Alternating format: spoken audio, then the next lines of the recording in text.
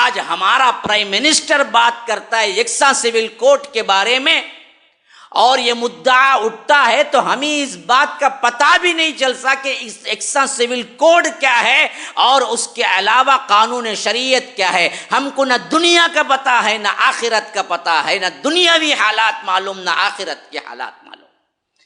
آج سب سے زیادہ ٹاپک ہاٹ جو چل رہی ہے وہ یہی ہے کہ ہمارا قانون جو انفرادی شریعت کا لا اب بھی موجود ہے، جو قانون کی راہ میں خود قانون نے جو حق دیا ہے اس کے تحت بنایا گیا ہے مسلم پرسنل لا بورڈ، اس کو اٹھا کر یکساں سول کوڈ کی بات 14 سے ہو رہی ہے، لیکن 24 کا الیکشن لڑنے کے لیے سب سے بڑا مدعا وہ پارٹی جو بھگوا جھنڈوں پر مشتمل ہے، انہوں نے ایجنڈا جو بنایا ہے وہ یہی ہے کہ اسی کو ایشو کر کے ہم لڑیں گے اور جیتیں گے 24 کا الیکشن، اور ہم کو پتہ بھی نہیں ہے، ہم ٹھنڈا ٹھنڈا بریانی اور گوشت اور کباب کھا کے زندگی مست گزار رہے ہیں۔ نت نئے کھانے کیسے بنائے اس پر ابھی ریسرچ ہو رہی ہے، ہمیں اس کا کوئی خیال نہیں ہے، ہمیں پتہ بھی نہیں ہے کہ ملک میں ہو کیا رہا ہے، کن کی سازشیں ہو رہی ہیں۔ ایک عالم، ایک ذہین فطین انسان، ایک علم کا درد رکھنے والا انسان ایسی زندگی جہالت کی گزار ہی نہیں سکتا جس اطمینان کی زندگی ہم گزار رہے ہیں۔ ان حالات میں یہ اطمینان، لیکن اصل میں ہم زیادہ تر جہلا پر مشتمل ہیں، علم سے کورے ہیں۔ جو بچی کچی 1% لا رہ گئی تھی جس میں کچھ چیزیں اسلامی قانون کے نوافذات میں ہمارے لیے مدد کرتا 70 سال سے آ رہا تھا، ایک ایسا آپشن مسلمانوں کو موجود تھا کہ اس کے ذریعے وہ اسلامی قانون کا انفرادی طور پر بھی عمل کرنے کا ایک سیشن موجود تھا۔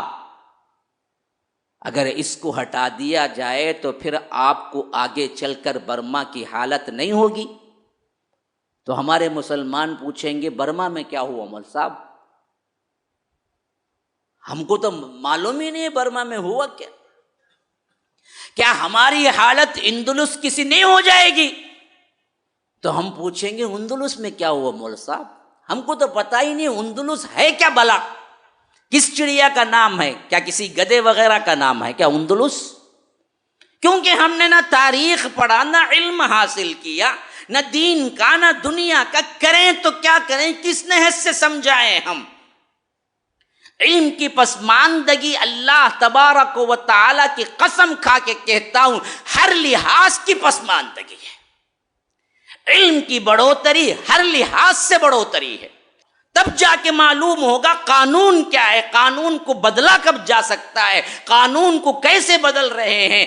آج ہمارے خلاف سازشیں کیوں ہو رہی ہیں؟ علم آئے تو ذہانت آئے گی، ذہانت آئے گی تو فطانت آئے گی، فطانت آئے گی تو پھر آپ ملک کے اتار چڑھاؤ کی سمجھ آپ کے ذہنوں میں آئے گی۔ آج ہمارے سروں پہ یکساں سول کوڈ کھڑا ہوا ہے اور پتہ نہیں کہ 24 کا الیکشن کے لیے یہ برباد شدہ شخص بربادی کے آخری دہانے پر مسلمان امت کو بھی لے جائے اور رائے پاس ہو جائے اور لا قانون بن جائے تو 1% اللہ کی جو کچھ ہمیں سہولت میسر تھی وہ بھی چلی جائے گی۔ پھر اس کے بعد ہو سکتا ہے کہ تمہاری عبادت گاہوں پر بھی یکساں سول کوڈ کے ذریعے تالا لگا دیا جائے، اور اس کا تجربہ ایک مرتبہ کرونا وائرس کی شکل میں ہم کر ہی چکے ہیں۔ کوئی بڑی بات نہیں ہے کہ تالا لگ جائے۔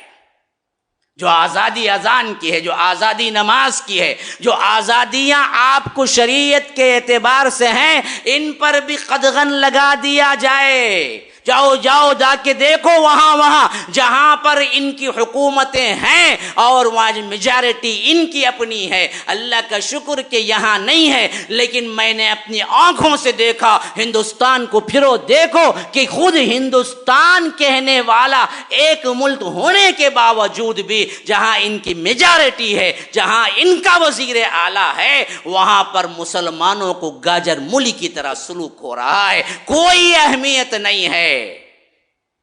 قریب میں نے جہاں سفر کیا میں اپنی آنکھوں سے دیکھا کیا حالات ہیں وہاں کے مسلمانوں کے. جامع مسجد کو دیکھا تو حیران رہ گیا کہ اتنی وسیع، حرمین کے بعد میں نے اس سے بڑی مسجد کوئی نہیں دیکھی. لیکن خون کے آنسو اس وقت رونا پڑا جب ممبر کے سامنے بورڈ لگا ہوا ہے. یا رب، میں فوٹو لے کے آیا تھا اس کی. ممبر کے سامنے بینر پہ ایک بہت بڑا بینر لگا ہوا ہے محراب پر، اور اس میں لکھا ہوا ہے خطیب ممبر و محراب خاموش ہے، یعنی گورنمنٹ کی اجازت نہیں کہ یہاں نماز پڑھائی جائے، روک دیا گیا ہے 370 کے بعد. کئی مسجدیں ایسے تالے لگائے جا چکے ہیں، جا رہے ہیں، سازشیں ہو رہی ہیں. ہم متنجن بریانی میں مصروف ہیں، نت نئے مسالے دریافت کر رہے ہیں کھانے کے لیے. اللہ ہی نیک توفیق دینے والا ہے. یہ امت کہاں جا کے رکے گی، کہاں ہماری جہالت ہم کو چھوڑے گی. اللہ ہی محافظ ہے، اللہ ہی ہماری حفاظت کرنے والا ہے. نیک سمجھ دے، ہم کو توفیق دے، ہم علم حاصل کریں، میچورٹی بڑھائیں، اپنے آپ کو دیکھیں، قانون کو پڑھیں، اور اس ہندوستان میں جس تاریخ کو دہرانا یہ اندلس کی چاہتے ہیں اس کو روکیں بالعلم، اللہ کی مدد کے ذریعے.